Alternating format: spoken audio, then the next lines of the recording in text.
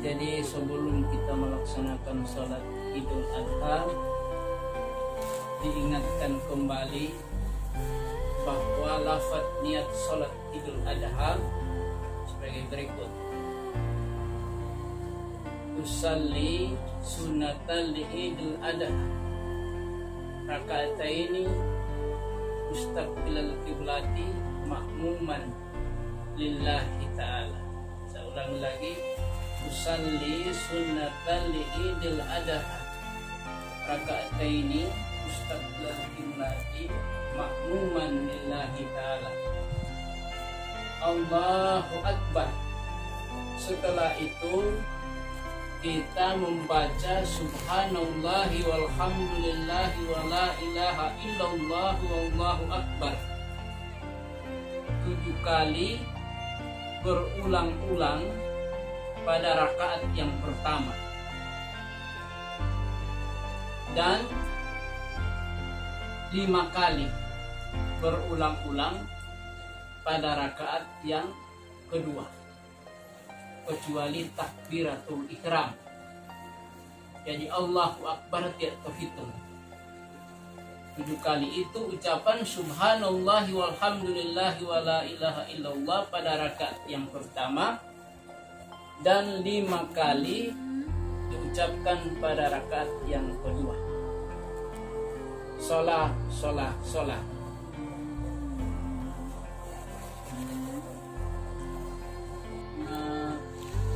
Allahumma shalli ala sayyidina Muhammadin wa ala ali sayyidina Muhammad.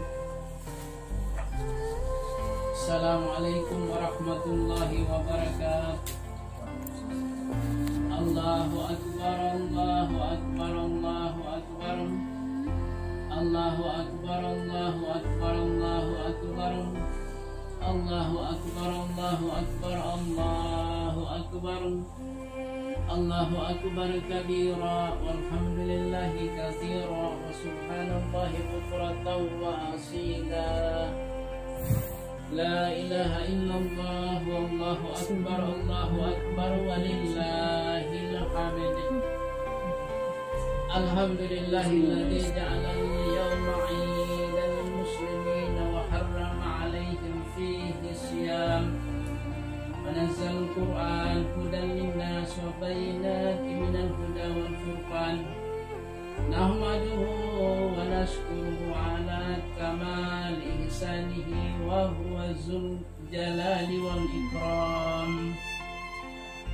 أشهد أن لا إله إلا الله وحده لا شريك له، له الملك وله الحمد وهو يحيي ويميت وهو حي لا يموت وهو بكل شيء قدير. وأشهد أن محمدا عبده ورسوله لا نبي ولا رسول بعده. وأصلي وأسلم على القائد والقدوة محمد بن عبد الله وعلى آله وأصحابه وذريته ومن دعا إلى الله بدعوته ومن جاهد في سبيل الله حق جهاده ومن تبعه بإحسان إلى يوم الدين. أما بعد أيها الناس اتقوا الله حق تقاته ولا تموتن إلا وأنتم مسلمون. Lembutnya terpaan semilir pagi yang membawa ketentraman di sanubari, dan di tengah keindahan cahaya pagi yang menebarkan keberkahan ilahi. Mari kita hadapkan jiwa dan raga kita kepada Allah yang Maha Rahman dan Maha Rahim. Tentunya dengan segala kerendahan hati dan kehinaan diri, kita datang bersimpuh di hadapan Allah seraya bermohon. Rahman dan rahmat, berkah dan ampunannya dalam nuansa Idul Adha hari ini. Sejak hari kemarin, berjuta saudara kita yang telah diberi Allah kemampuan lahir dan batin, kesanggupan materi dan spiritual untuk menggapai rahmat ilahi di tanah suci Makkah Al-Mukarramah. Mereka berkumpul di padang Arafah dengan seragamnya yang sama, yakni pakaian putih dan suci. Mereka larut dalam emosi jiwa yang rindu akan ampunan Allah. Mereka hanyut terbawa harapan cinta dan sayang dari sang kasih sejati Allah Subhanahu wa Ta'ala. Mereka adalah orang-orang yang beruntung, yang pikiran dan hatinya telah tercurahkan kepada Allah, sehingga mereka rela berkorban harta, berkorban waktu dan tenaga, rela terpisah sejenak, bahkan untuk selama-lamanya dengan sanak keluarga, sahabat dan handai tolan demi memenuhi undangan ilahi menunaikan ibadah haji di tanah suci Makkah. Sudah satu bertahan ini. Bagi saudara-saudara kita jemaah haji, perjuangan dan pengorbanan dalam menunaikan ibadah haji di tanah di tahun ini memiliki nilai tambah tersendiri, karena walaupun di tanah suci baru saja digoyahkan oleh ledakan bom teroris yang menelan korban, namun tidak mengurungkan niat dan langkah mereka untuk menunaikan ibadah haji. Walaupun nyawa taruhan tidak peduli jika di depan mata surga telah menanti.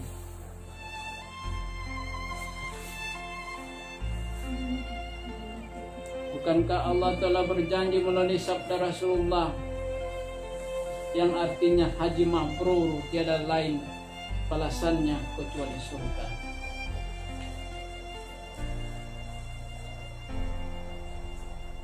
Maka bulatlah hati mereka, mantap langkah mereka, lantang suara mereka berseru labbaik Allahumma labbaik, labbaik la syarika laka labbaik, innal hamda wan ni'mata laka wal mulk la syarika lak. Inilah kami ya Allah, kami datang memenuhi panggilan, tak ada sekutu bagimu, sesungguhnya segala puji dan nikmat adalah milikmu jua, dan tidak ada sesuatu yang menyekutui kekuasaan. Alangkah indahnya seruan itu, melebihi indahnya kicau burung yang bernyanyi menyambut datangnya pagi yang berseri. Alangkah indahnya seruan itu, melebihi indahnya senandung rindu seorang kekasih kepada kekasihnya yang jauh di mata. Keindahan seruan itu membangkitkan gejolak pengabdian yang begitu tulus. Allahu Akbar, Allahu Akbar, walillahil hamid. Sejak 8 Zulhijjah, para calon haji bala tentara tauhid meninggalkan kota Mekah menuju Arafah. Berjuta insan yang datang dari berbagai penjuru dunia memulai haji di sini, di padang Arafah. Semua jamaah haji dalam pakaian ihram, seluas mata memandang tampak memutih di tengah gurun yang gersang dan penuh bebatuan. Sebagian besar jamaah haji tanpa terasa meneteskan air mata. Mereka ada yang tafakur dan berdoa dengan penuh kesungguhan. Lebih-lebih bagi mereka yang berkesempatan mendaki Jabal Rahmah, yaitu satu bukit yang sangat bersejarah yang telah mempertemukan Adam dan Hawa setelah berbilang tahun terpisah ketika Allah menurunkan mereka di dunia ini. Oleh sebab itu padang Arafah juga disebut dengan padang pengetahuan, padang pengenalan diri, padang kesadaran, dan padang pemantapan iman. Di padang Arafah nampak gelombang lautan manusia yang serba putih, sehingga dapat dibayangkan dan digambarkan dengan peristiwa dahsyatnya kelak di padang mahsyar, di mana saat itu orang hanya akan berpikir nafsi-nafsi atau hanya memikirkan diri sendiri, lupa satu dengan lainnya. Di saat itu tidak ada perlindungan kecuali perlindungan Allah, dan tidak ada naungan kecuali naungan Allah. Ibadah haji yang telah dikumandangkan oleh Nabi Ibrahim alaihissalam 3.600 tahun yang silam bukanlah suatu acara ritual keagamaan yang bersifat seremonial belaka, tetapi sesungguhnya ibadah haji syarat dengan pesan moral yang terkandung di dalam simbol-simbol ritualnya. Dengan kata lain, ibadah haji tidak terlepas dari sejarah pengorbanan agung tiga manusia pilihan, yaitu pengorbanan Ibrahim, Ismail, dan Siti Hajar. Banyak sekali hikmah dan pelajaran yang dapat kita petik dalam rukun Islam yang kelima ini. Dua di antaranya adalah yakni di saat jemaah haji melakukan kegiatan sa'i. Sa'i adalah kegiatan berlari-lari kecil di antara Safa dan Marwah. Kegiatan sa'i ini mengingatkan kita pada seorang wanita yang sangat gigih berjuang dengan penuh ketabahan.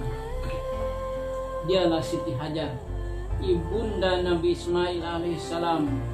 Konon suatu ketika Nabi Ibrahim meninggalkan Siti Hajar bersama putranya Ismail alaihissalam di tengah padang pasir yang tandus dan panas membara. Mulailah Siti Hajar berjuang sendiri. Sejarah telah menceritakan bahwa setelah tiba di lembah yang gersang di tengah gunung yang mencekam, kedua insan yang lemah ini mesti ditinggalkan Nabi Ibrahim di sana saat-saat yang paling mengharukan. Di sinilah puncak perjuangan dan kesedihan dirasakan Nabi Ibrahim.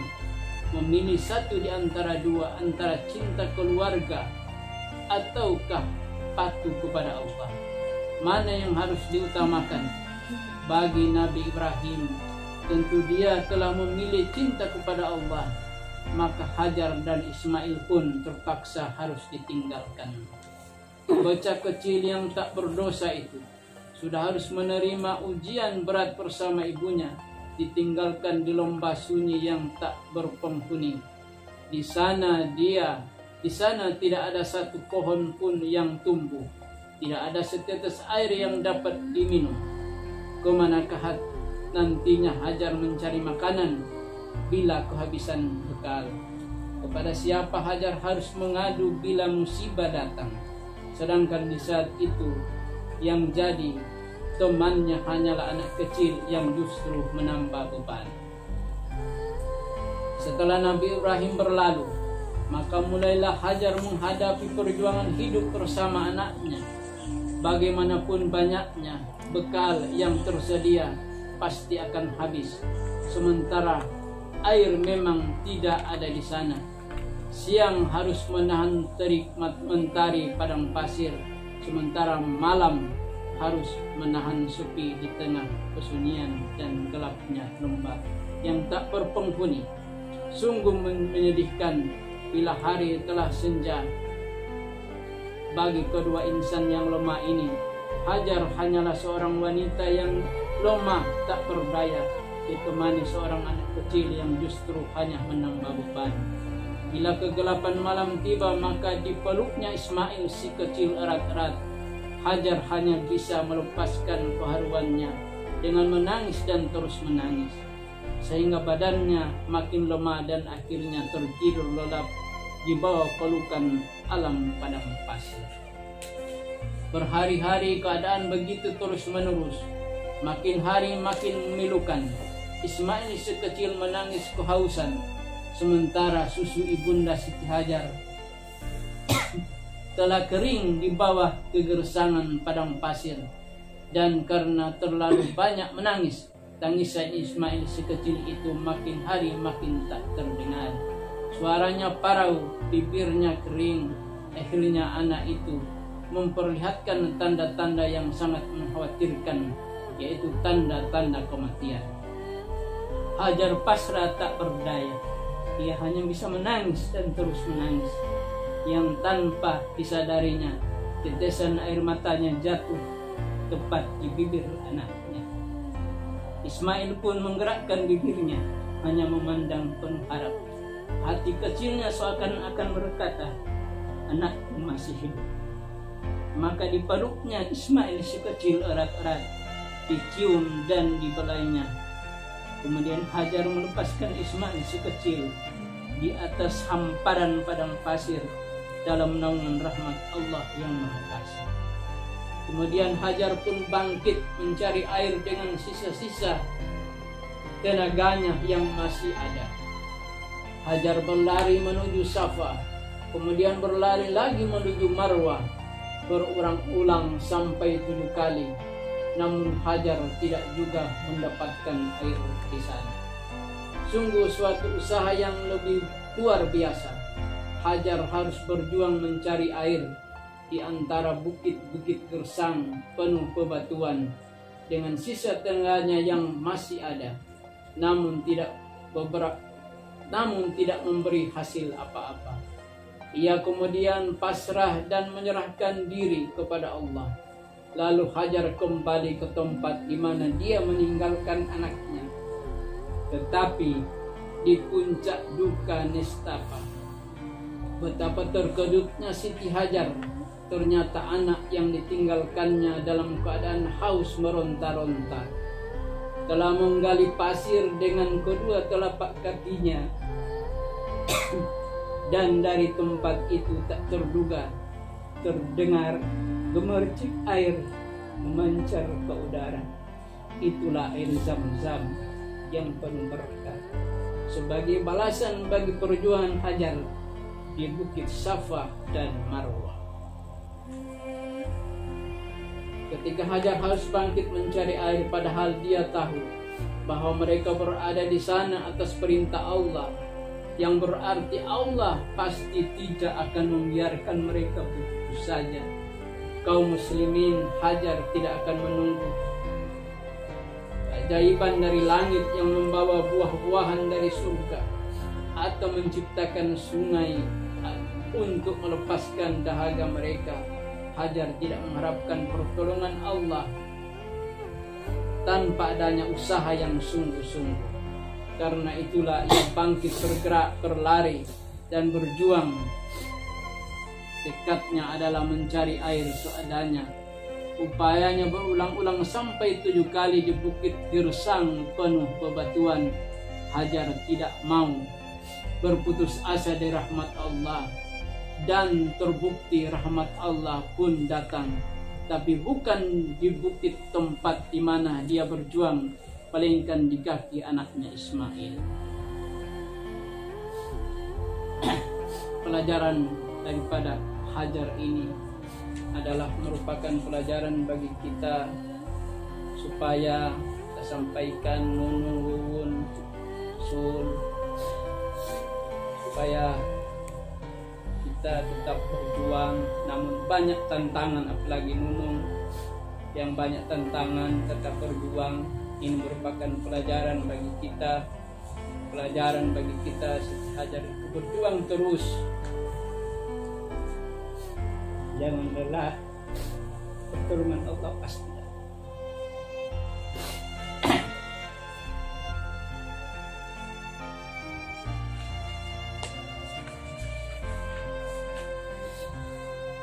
Ja'alanallahu wa iyyakum minal aidin wal faizin. Wa Rabbi warham wa Allahu akbar, Allahu akbar kabira, walhamdulillahi katsira, wa subhanallahi bukratan wa asila. La ilaha illallah, Allahu akbar, Allahu akbar. Alhamdulillahilladzi ja'ala yawmal 'id lil muslimin wa harrama 'alaihim fihi siyam.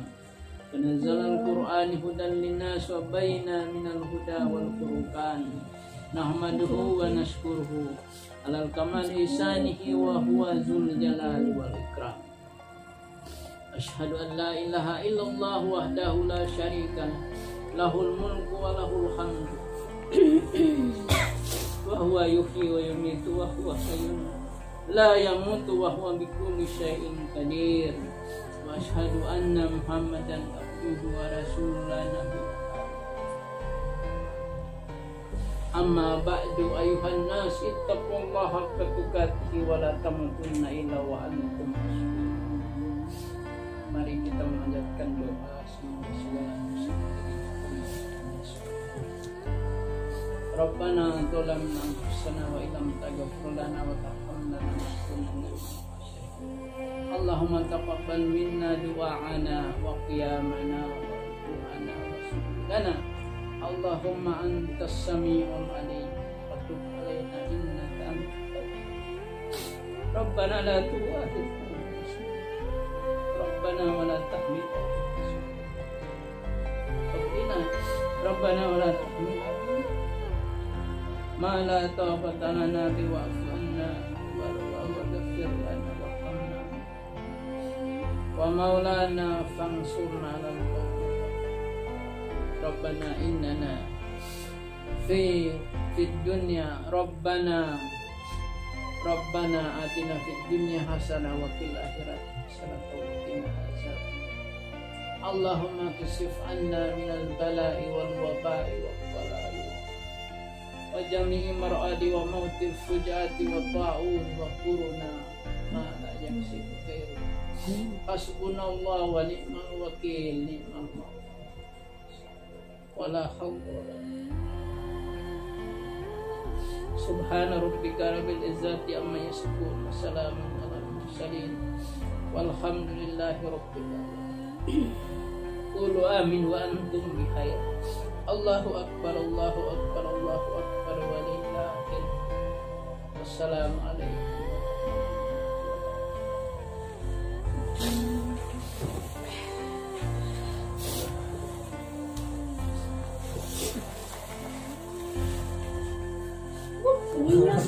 Lewat.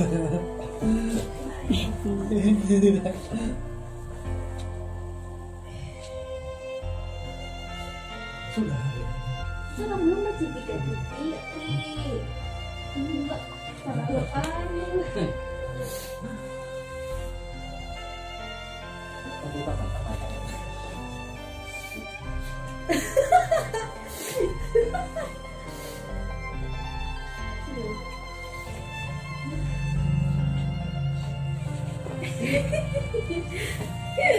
Apa tuh orang? Ini masih anu ada.